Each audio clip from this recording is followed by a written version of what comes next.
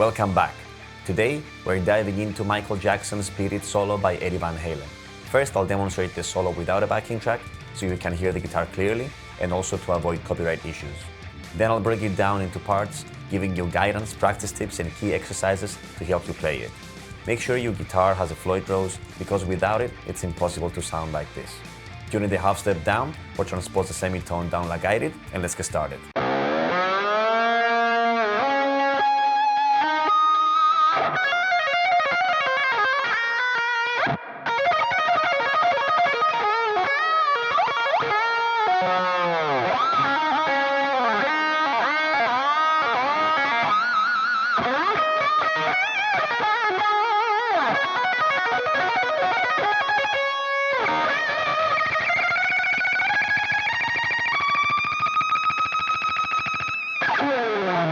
Let's break the solo down into parts. Here's the first part.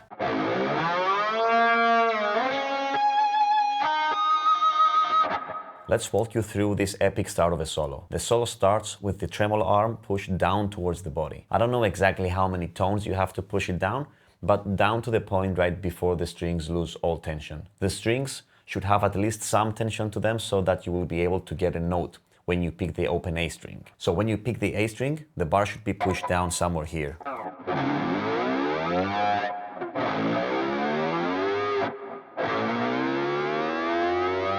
Somewhere in the middle, pick the second fret of the G string and bend it a full tone while continuing to release the bar until it's fully released.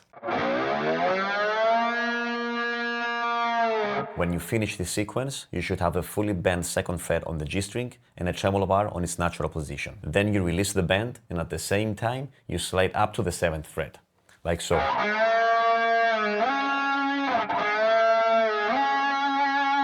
The slide should end up on the 7th fret, exactly on the 4th beat of the bar. On the 1+ of the next bar, you tap your first harmonic on the 14th fret of the G string. A few tips on the tap harmonics. Generally, the tap harmonics work better on high gain sounds, and the sound for this solo should be a high gain sound. Bear in mind that you need to balance your noise gate because you will need some control of the noise with such a gain level. You will notice that the more noise gate you introduce, the harder it is to get the tap harmonics out. So find the sweet spot where the tap harmonics come out clearly and there is not a lot of noise from the gain. Having said that, it's a must to mute all other strings when you do tap harmonics, otherwise they don't come out clearly. So when you slide up to the 7th fret with your middle finger, make sure that your index finger is muting the rest of the strings. Another important factor is to tap on the actual fret and not on the fretboard. And the tap should be as quick as possible and without too much pressure. Just a light tap on top of the 14th fret. To practice this, just keep your middle finger in the 7th fret and your index finger muting the rest of the strings and start tapping on the 14th fret continuously until you figure out the mechanics. Now I'm tapping on top of the fret. If I start tapping on top of the fretboard, you will notice that the note doesn't come out clearly. So now I'm tapping on the fretboard and now on the fret. There's a huge difference. Now on the fretboard and now on the fret. And also on other frets.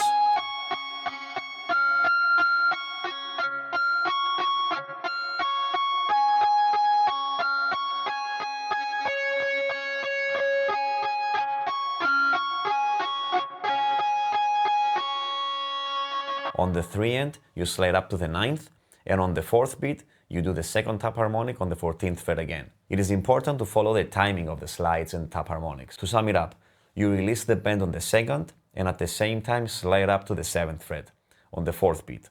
Then on the 1 end of the next bar, you tap on the 14th, then on the 3 end of the same bar, you slide up to the 9th, and then on the 4th beat of the same bar, tap on the 14th again. Here it is slow with counting. 1 and 2 and 3 and 4. 1 and 2 and 3 and 4 and 1 and 2 and 3 and 4. And here is the second part of the solo.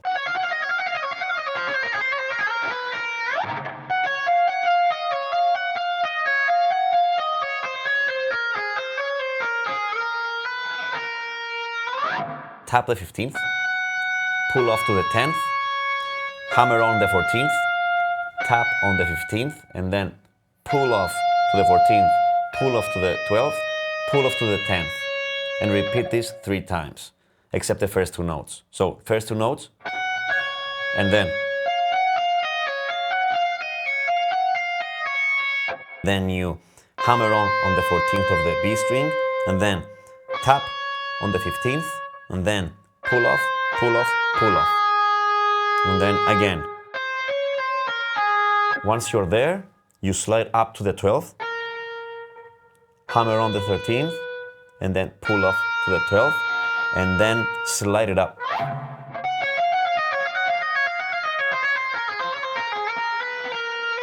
Start slow and make sure that all the notes come out clearly and that the durations are the same. You should also pay attention to the shift between string E and string B, because this is where usually some unclear notes would come up, and especially when tapping with your pinky finger on the 14th of the B string. So what you could do once you get used to the movement of the E string is to repeat it 2 times on the E string and then 2 times on the B string, and then back to the E string. When doing this, make sure there is no noise when you change strings.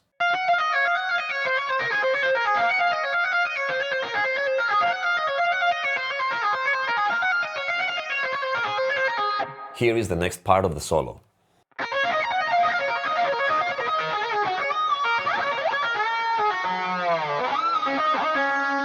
Make sure you stretch your fingers as much as you can so you can press on all the notes clearly. This is a demanding stretch, and if you bring your guitar on the left leg and put your leg a bit higher, you will get the guitar closer to your body and help with the stretch. The fast passage you have to break down into 3 sections. The first one includes the first 9 notes and goes like this. The second has the next 13 notes.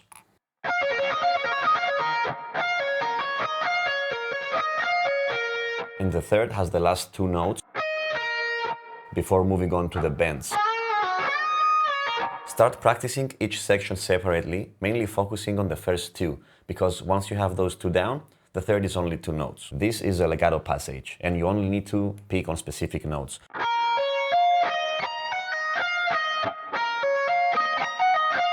Then you move to the next section, which is the... Spend some time doing just that. Pick, pick, pick, pick, pick, pick. And the last 2 notes are... Let's play this whole thing together slow.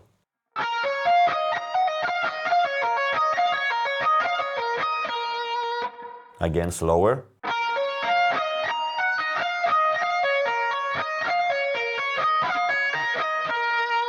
The 2 bends that happen after the first passage are pretty straightforward. Once you end up on the 12th of the B string, you tap on the 15th of the B string and slide it upwards immediately. And once you start sliding it up, place your ring finger on the 15th again, so you can pull off to the 15th.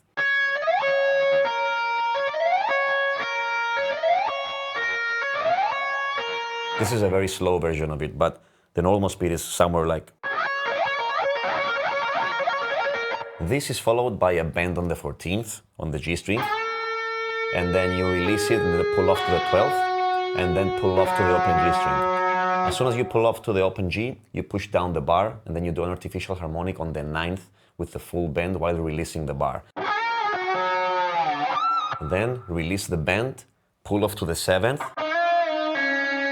and pick the 9th again, and do a fast push down of the tremolo bar. Pull off to the 7th again, and slide it down to connect it to the next part of the solo.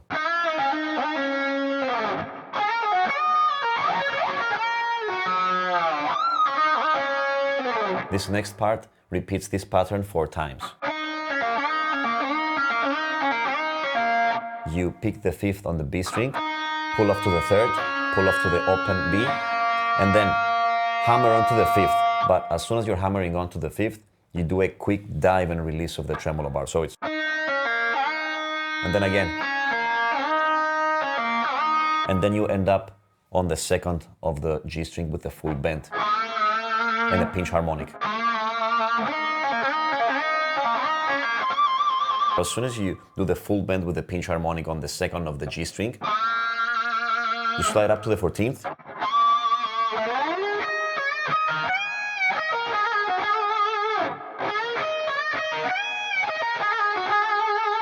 Next, we have another one of the non-intuitive tapping parts that Van Halen is known for. Let's break this down to 3 parts again, starting with the first, which consists of the first 3 notes and starts by tapping on the 15th, pulling off to the 8th, and hammering on the 13th. So it's...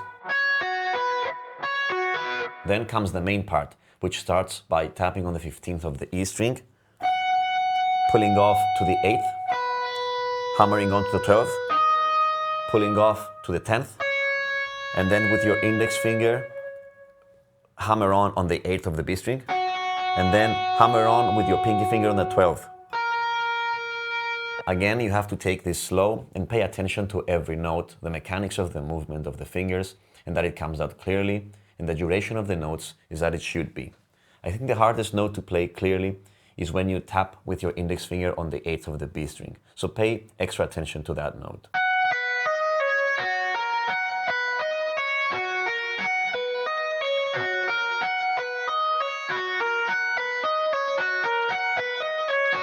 Once you're in the 4th repeat, instead of tapping on the 8th fret of the B string with your index finger, you tap on the 10th of the B string. And then tap on the 17th of the E string and pull off 3 times to the 10th of the E string to finish the pattern. 1st repeat, 2nd repeat, 3rd repeat, 4th repeat. Let's demonstrate the last part of the solo.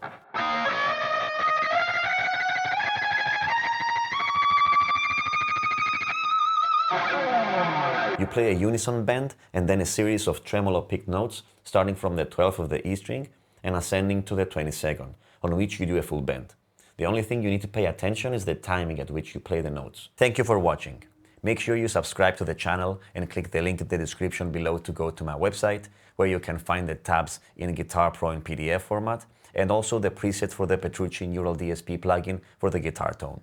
See you on the next one.